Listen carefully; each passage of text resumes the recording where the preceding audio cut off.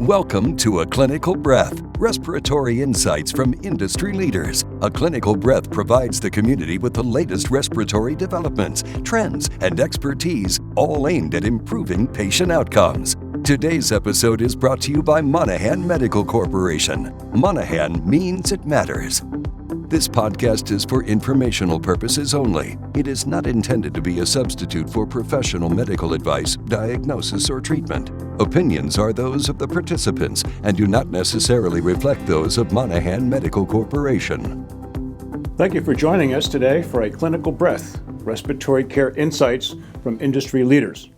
Joining us today is Dr. Michael Bowman, and we're going to talk today about optimizing control of asthma in the schools. Great. Dr. Bowman, let me start off by asking the most obvious question, but something probably not so obvious. When you look at the time that a child spends in school, as opposed to when they're sleeping and with their parents, probably 50% of their waking hours are spent in school. Yes. Are there any opportunities there in terms of challenges, what we can do in terms of better asthma control?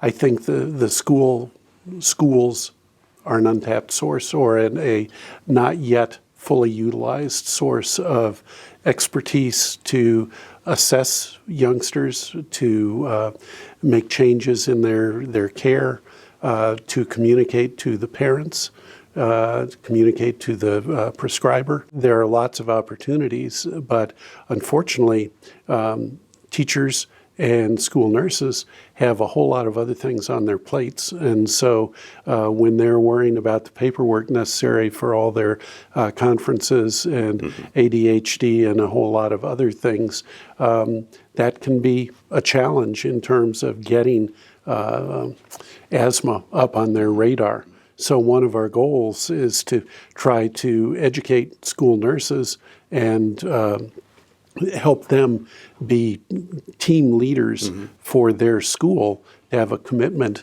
to make asthma care better. Even though the children are spending their time in school, there is adult supervision. Yes, it's not just the very nurse. definitely. As you mentioned, you have the teachers, and you also have the lay instructors and the co-teachers. Yes. So it's a matter of changing the perception of what their role might be. And I know you said that's hard because of other duties, but how do we start? What's the best possible way to start to get this thing off center?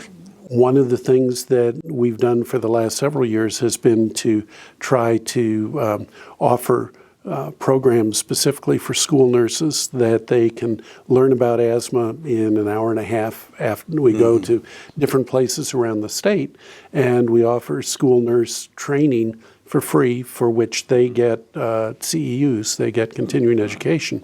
And it's not just me talking about asthma, but also asthma educators talking hands-on about device usage so that they really understand what the differences are between the various devices, how to use a spacer, that sort of thing. My experience, at least with our PTA, it's all about fundraising, but it seems to me that PTA is another untapped source because these are the people that have the most involvement, the parents. Yes. But yet I think they don't see that as part of their mission. So that might be another option. Have you seen any activation of PTAs to kind of lead the parade? I have been to one 7:30 in the morning PTA meeting talking about asthma and influenza, if I remember correctly.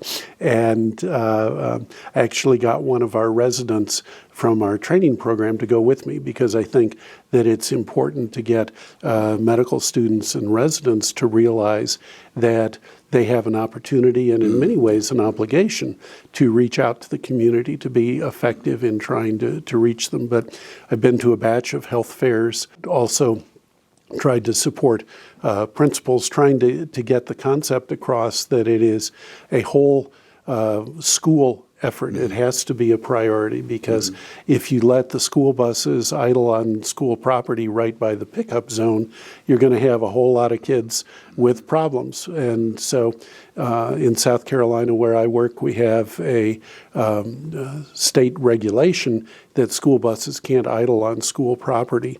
But we have a volunteer program that private vehicles should not be idling on school property either, because people don't realize how important it is to avoid inhalants. Sure.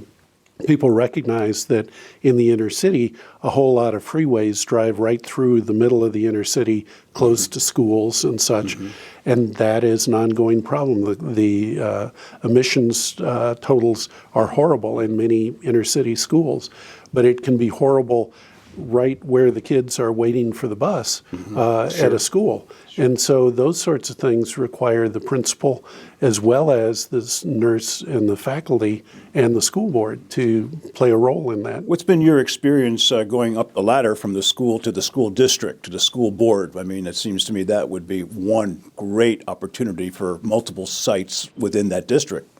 I have worked with the director of nursing for our local school district, and that covers 80 schools or something like that. One of the problems is that school nurses are an endangered species. Right. I recently learned that in North Carolina, the state standard is one nurse for 4 schools. And in A rotating nurse. Yeah, that they go, during the week, they go to 4 schools.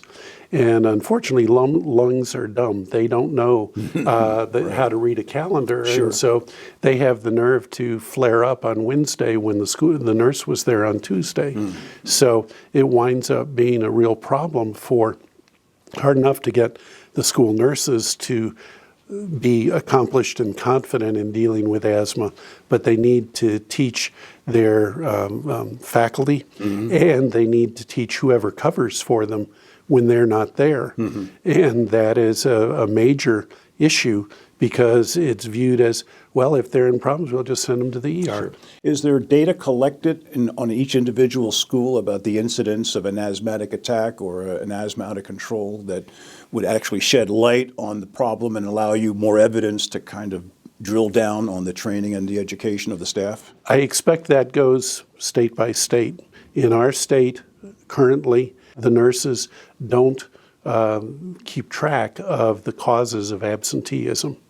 And so we do not know in our state how many school days are lost due to asthma.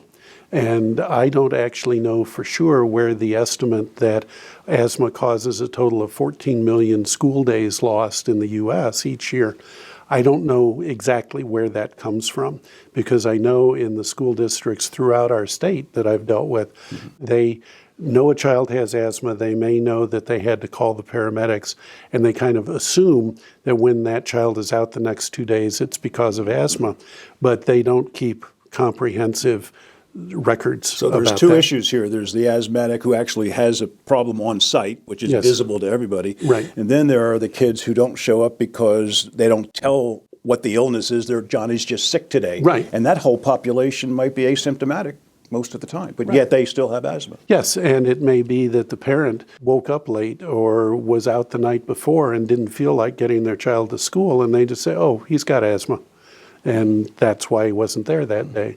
Because I think most districts make it either 2 or 3 days of absence before you need to get a doctor's note.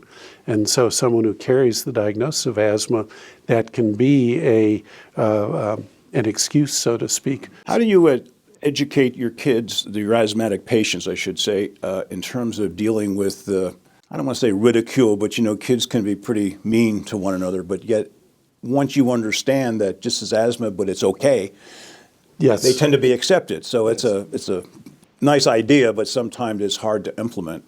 I've tried very hard I've worked with a lot of schools in Charleston, South Carolina, where we have a very effective program that is spreading way throughout our state and beyond called Docs Adopt. And that has a linkage of a doctor of a whole variety of types with each school, with the idea that there is a particular doctor who is not a caregiver but is on the wellness committee, who's affiliated with that school. The wellness committee, Exactly. linking wellness to control of Yes. asthma, not sickness. Yes. Right, exactly. And so it was started with a focus on nutrition and anti-obesity, but it has spread beyond that.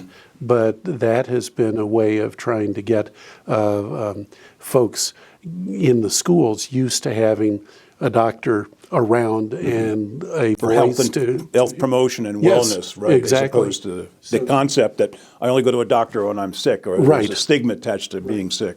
One of the things that the schools could get credit for, so to speak, in this program is if they get rid of the fryer in the kitchen, they get some points that help them at the end of the year.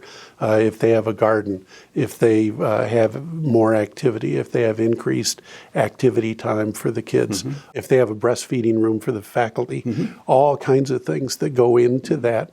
It winds up being helpful, but I use that for asthma involvement and went to health fairs. And one of the things that's not recognized, you talked about the other kids and their view. I think that asthma education is important for the whole school body, those who have asthma and those who don't.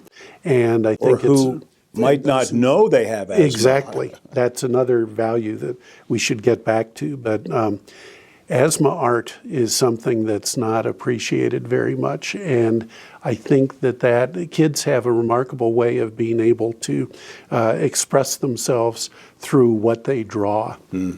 We had an asthma day with the River Dogs. The River Dogs are the Class A minor league team in our town. It's a minor league baseball team. League Sure. team. And we had the kids with asthma from 3 inner city schools go over for a morning so that they could meet the trainer, they could see the third baseman who has asthma, and they could get a device training program and a whole batch of things.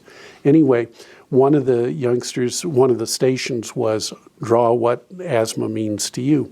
And one youngster drew an oval with a whole batch of stick figures at the top and 2 stick figures down at the bottom.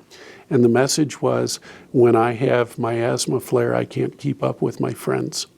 And the friends were the bunch way ahead of the patient.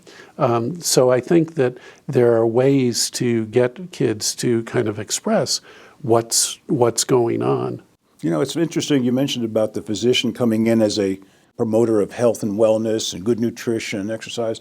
I think fire departments come in every once in a while to do their checks. You mentioned the fryer in the kitchen. Yes. And I imagine the diesel exhaust. I'm sure that would be another resource to kind of point out areas that might not be obvious to the people in the school administration. Yes, very definitely. One, it's interesting.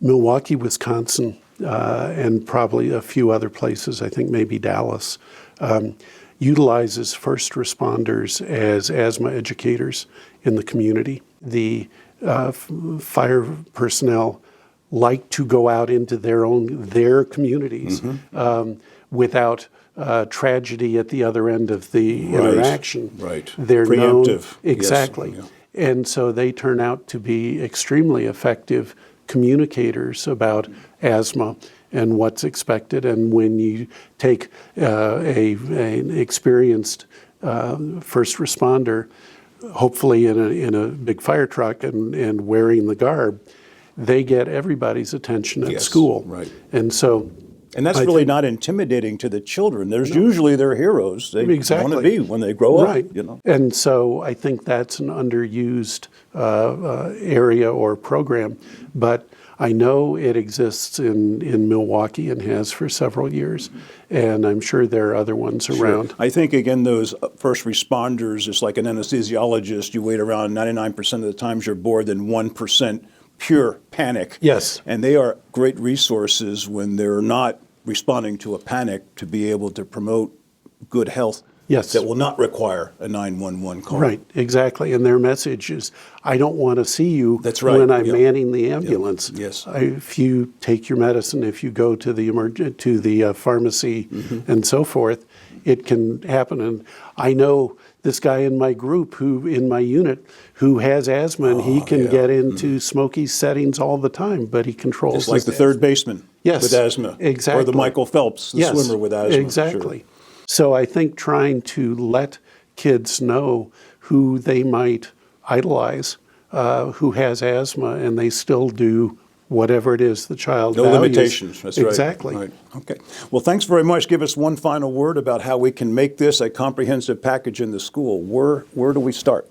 I think the biggest thing is to recognize that it's so important because asthma, I think, gets forgotten in all of the behavioral issues that are present and, all the formsmanship that nurses and teachers have to do.